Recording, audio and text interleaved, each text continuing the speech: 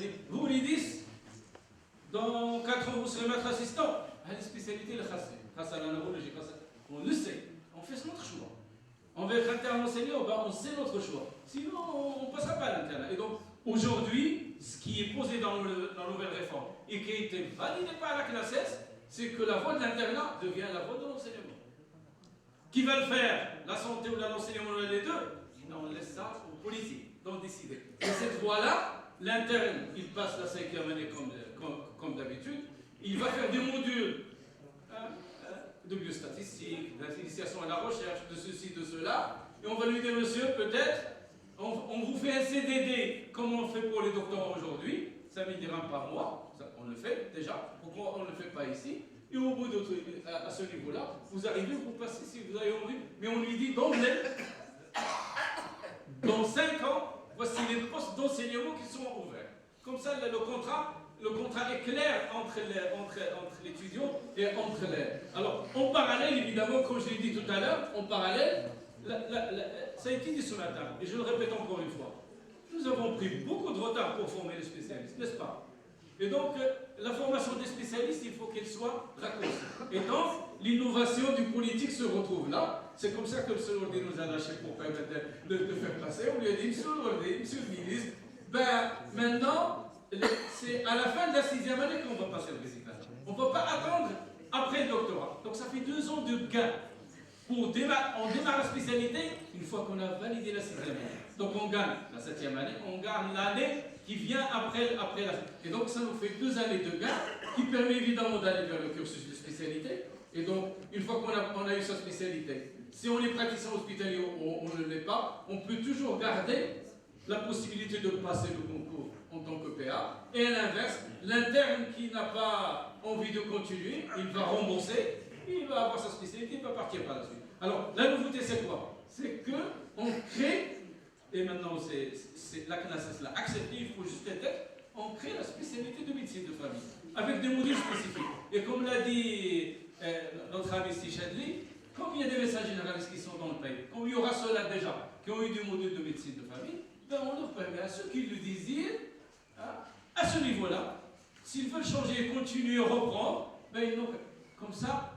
La spécialité de médecine de famille, ça a été calculé au niveau du ministère de la Santé. Au bout de 15-20 ans, il n'y aura plus de médecine générale. Il n'y a que la spécialité de médecine de famille. Comme ça, le système Radimchi, progressivement, sur le plan économique, il sera acceptable en économie de santé. Et sur le plan acceptabilité par la société, ça sera évidemment l'accompagnement. C'est que le médecin de famille deviendra à ce moment-là, dans la ligne des soins, le médecin de première ligne. Et donc à ce moment-là, on aura valorisé la médecine de famille, on aura formé des médecins répondant aux besoins de la société et en même temps. Donc voilà, donc un peu, c'est ça un peu, mes amis doyens me corrigeront si j'oublie quelque chose, c'est comme ça que ça a été confectionné. Donc c'est des choses parfois comprises ou pas bien comprises, mais toujours est-il, l'ossature, elle est ce qu'elle est, et donc nous devons donc tous y travailler. Je dirais la même chose pour la pharmacie. Et vous avez compris que la pharmacie et la médecine dentaire ont rajouté 1 année pour la simple raison qu'aujourd'hui, Madame la doyenne et mes chers collègues de pharmacie peuvent le confirmer, les gens terminent pharmacie, les gens terminent médecine, c'est 2 années dans des cabinets pour avoir la main.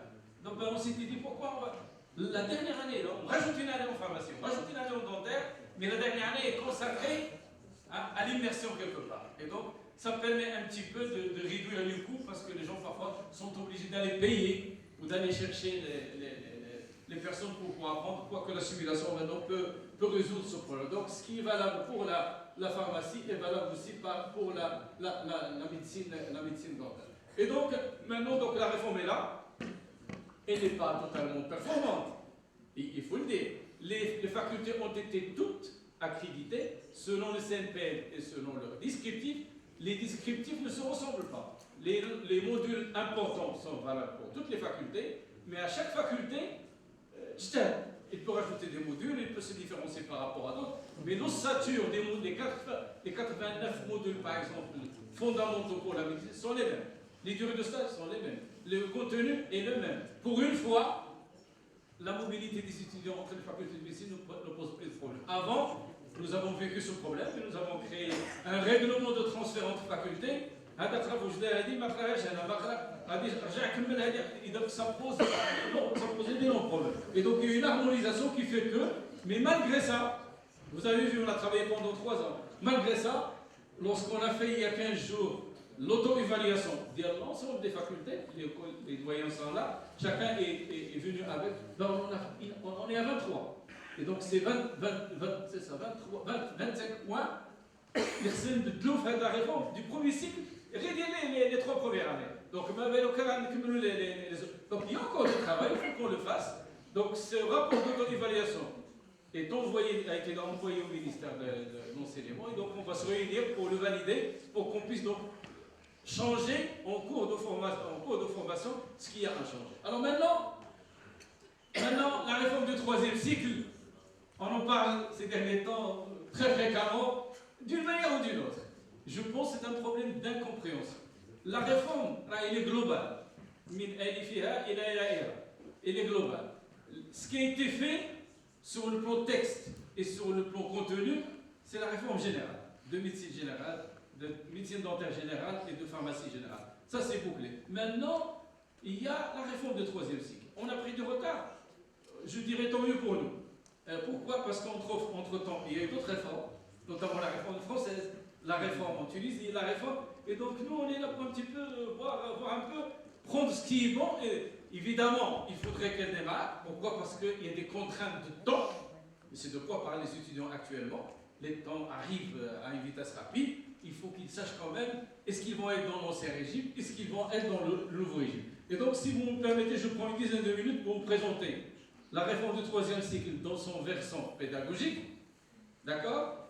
Et puis dans son versant organisationnel. Pourquoi je vous dis ça? Parce que là, on a fait des tours dans les facultés pour établir les rapports. La semaine prochaine, on se retrouve chez les doyens de Fès et on va boucler la note officielle des doyens à la réforme du 3e cycle, à le rôle pédagogique, à le rôle administratif.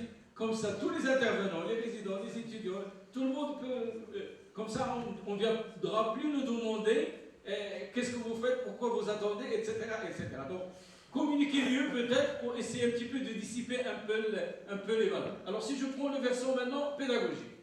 Alors, ce versant pédagogique, je viens de le dire, les formations changent. Ben, il faut aller avec. Alors, par rapport à ça, évidemment, il faudrait qu'on commence d'abord par ça. Et donc, et dire, cette voie-là, est-ce qu'on va continuer comme ça ou non? Ce qu'il dit ici, c'est recruter en faible effectif. Si on veut le faire, il faut avoir les textes. On n'a pas encore les textes. Qu'est-ce qu'on doit faire? Mais il faut des mesures transitoires. Il faut des dispositions transitoires. Nous avons tous vécu ça.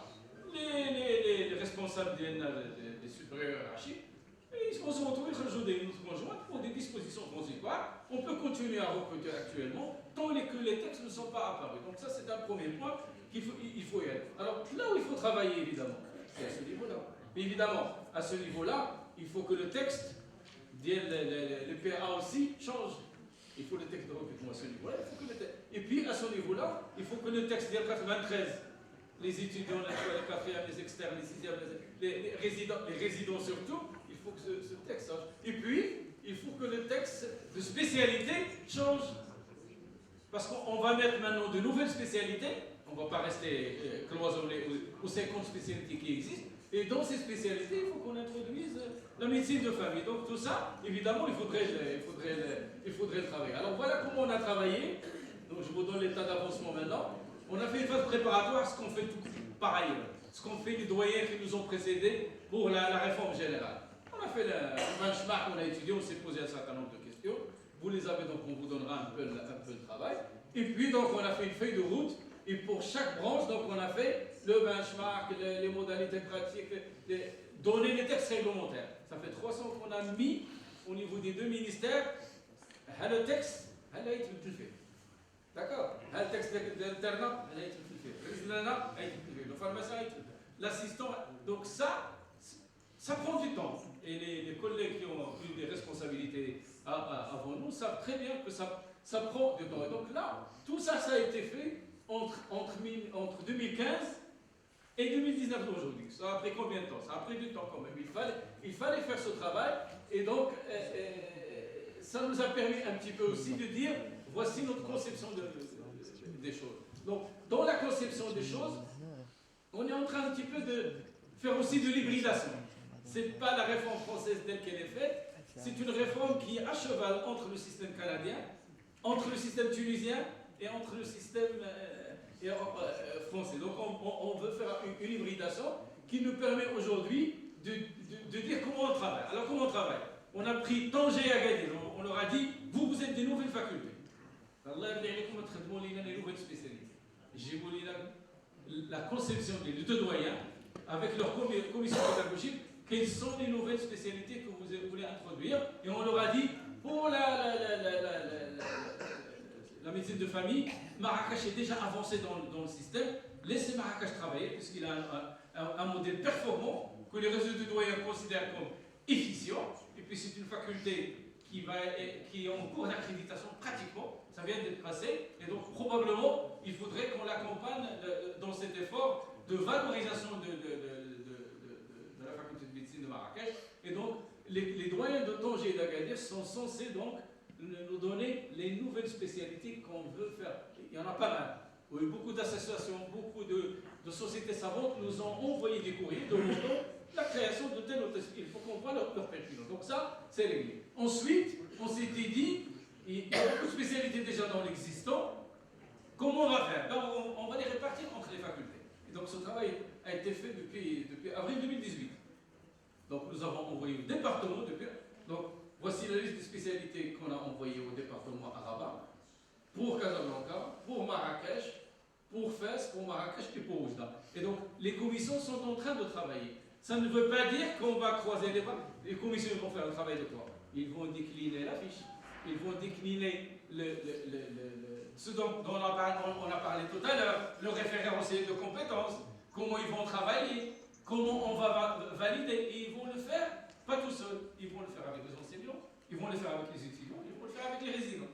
Et à ce moment-là, tout ce qui a été validé dans une faculté sera envoyé aux autres facultés pour le valider à l'échelon des commissions pédagogiques et des conseils de faculté, et pour que ça devienne un projet national. Si je prends par exemple maintenant la néphrologie, et ça, la difficulté est là. Si je suis au Maroc, on n'a pas de collège des enseignants partout. Si on prend la néphrologie ou la pneumologie, ils ont, l'espace est vrai, ils ont un collège des enseignants. Donc déjà les pneumologues et les néphrologues ont déjà fait le travail. Voilà, c'est déjà décliné. Et donc, il va falloir maintenant qu'on ait, si on avait ce collège de spécialité un peu partout, on aurait pu aller plus vite. Mais là, on est obligé de passer. Et donc, le travail, les facultés. Donc, la médecine dentaire a fait la même chose et les pharmacies ont fait. Heureusement, la médecine dentaire et la pharmacie, c'est deux facultés. Et donc, ça fait avancer un petit peu les choses beaucoup plus rapidement. Mais nous, on va apprendre. Donc, voilà un peu le travail qui est fait actuellement, c'est à ce niveau-là. Et donc, il faut qu'il y ait un rendu pour chaque spécialité, pour qu'on puisse dire, pour ces 50 spécialités, voici un petit peu le rendu de formation. Il va falloir une commission nationale pour regarder dedans. Est-ce qu'on a des choses en commun? Ou est-ce qu'il n'y en a pas? Est-ce qu'il y a des choses qui ont changé entre-temps? Il se peut que l'oncologue vienne nous dire, ou le collège des oncologues nous dise que ce n'est pas suffisant. Maintenant, l'oncologue, il y a l'approche du malade, il y a la famille, il faut que ça soit 5 ans. Et donc, il faudrait donc il y aura la révision et de la durée, et du contenu, et des stages de formation, et surtout, éviter les problèmes qui existent actuellement dans le résident, dans la formation des résidents. Vous ne pouvez pas imaginer un résident qui fait une spécialité en 5 ans, qui arrive en 5e année, et il subit l'échec. C'est un problème. Pourquoi? Parce qu'on l'évalue sur tout le cursus. L'évaluation, il faut qu'elle devienne semestrielle. Ce qu'on veut apporter. Et puis qu'il faut l'évaluation se fasse approche par compétence. On ne va plus faire comme donner les points et donner tout ça. Si on s'inscrit, comme l'a dit Sebouskaoui tout à l'heure, dans cette approche qui est globale et qui est importante et qui est reconnue à l'échelon de l'éducation médicale à l'échelon mondiale, c'est comme ça qu'il faut faire. Donc voilà un peu donc vous voyez que la feuille de route n'est pas aussi simple pour ça. Et ensuite, évidemment, il faudrait évidemment à ce moment-là aller plus rapidement, une fois qu'on aura le rendu, pour faire les réunions, pour soumettre, et évidemment pour avoir donc une adoption à l'échelon national. Donc voilà un peu, si vous voulez, le côté pédagogique qui, à mon sens, va demander encore du temps. Mais les CNPN. Alors la question, un seul CNPN ou un CNPN pour chaque spécialité? Et vous devinez un petit peu les difficultés qui vont sur. Si on va pour un CNPN pour les spécialités médicales, pour les spécialités chirurgicales et pour la biologie, puisque c'est qu'on travaille, peut-être ça sera plus simple. Mais si on voudrait établir un CNPN pour chaque spécialité, ça va prendre du temps. Et donc les descriptifs vont attendre. Et donc on risque de prendre encore. Donc cette ingénierie pédagogique, c'est quelque chose qui paraît simple, mais c'est quelque chose qui est très lourd dans sa conception. On était au Canada il n'y a pas très longtemps. Il y a un doyen qui ne fait que ça. Il est recruté dans une université, il ne fait que l'ingénierie pédagogique. Et il s'en sort pas. Et donc vous voulez un petit peu les difficultés. Alors côté organisationnel, très rapidement, si aujourd'hui, et là je parle aux étudiants, je parle aux résidents, si aujourd'hui la réforme du 3e cycle, c'est pas pour demain, c'est parce qu'il y a des raisons. Alors les raisons, je dis, sont des raisons purement juridiques. Le département de la santé et le département d'enseignement, qui ont les dossiers entre les mains, puissent faire avancer les textes. Et les textes, les CNPN, elle a deux mots. Après, Madame le doyen dentaire est avec nous. Elle a deux mots بالعربية. تدريب الانغماس. Le stage d'immersion. هذيك الاميرسيون ما بقينا لها الانغماس حتى عينينا رجع للور. هذاك الانغماس دوزنا فيه 4 شهور. 4 شهور على الانغماس. Vous dire un peu, ça passera pas. Et donc, vous dire un peu les difficultés. Les textes étaient là. Le terme immersion, c'est surtout la première version. C'est pas le terme. Allez trouver le terme. Et donc, vous devinez un petit peu les difficultés. Donc, il y a ce problème de texte qu'il va falloir maintenant essayer d'harmoniser. Donc, il faut modifier le texte des externes. Parce que ce texte va aboutir évidemment à des décisions dont j'en ai parlé tout à l'heure. Il faudrait modifier le texte qui régit l'internat de CHU. Hein? Un chapeau, deux chapeaux, comment il va évoluer, etc. Modifier le texte qui régit le résidat, qui va permettre maintenant de passer le concours 2 ans auparavant, modifier les textes avec les nouvelles spécialités qu'on va inclure, et créer la spécialité de médecine. Vous voyez un petit peu les difficultés qui font que, aujourd'hui, on a l'échéance. L'échéance la plus proche de la pharmacie ou dentaire. Alors l'année prochaine, l'internat de pharmacie. L'année prochaine, l'internat dentaire. On fait quoi? On s'est régime ou nouveau régime? À mon sens, ou avec ma modeste expérience, c'est ancien régime, avec disposition transitoire. Les textes ne pas changer. Donc il faudrait qu'on soit quand même qu'on soit réaliste dans la vie. On ne peut pas démarrer quelque chose qui, sur le plan réglementaire, n'est pas encore. Donc il va falloir faire. Et pour le dentaire, c'est exactement la même chose. Mais pour la médecine, c'est l'année d'après. On aura l'internat l'année d'après. On est à la 4e année cette année. 5e année, nouveau régime l'année prochaine. On est 12 ans l'internat après. Et 12 ans nouveau régime, là, l'ancien régime. Donc tout dépend des tests réglementaires. Si on avance, et maintenant avec Silaj, qui est revenu à la direction du juridique, il a l'habitude, il a déjà l'expérience, je pense qu'il peut le faire, parce qu'il s'est déjà réuni à 3 reprises avec le service juridique du ministère de la Santé, et donc ce qui est donc un élément de bon augure pour faire avancer les choses. Mais si les textes réglementaires n'avancent pas, ben on ne pourra pas organiser les cours. Donc vous voyez combien de textes il faut changer. Il faut changer le texte des enseignants. Donc, le premier, il faut changer le texte des résidents, il faut changer le texte des internes, et il faut changer, il faut les mettre à jour, hein, il faut les modifier encore. Et puis, il faut voir ce que les nouveaux politiques de santé décident vis-à-vis du praticien hospitalier. Y aura-t-il ou il n'y aura pas de praticien hospitalier? Donc voilà un peu, si vous voulez, un peu les difficultés qui sont posées aujourd'hui, comme l'a dit le professeur Chapli tout à l'heure.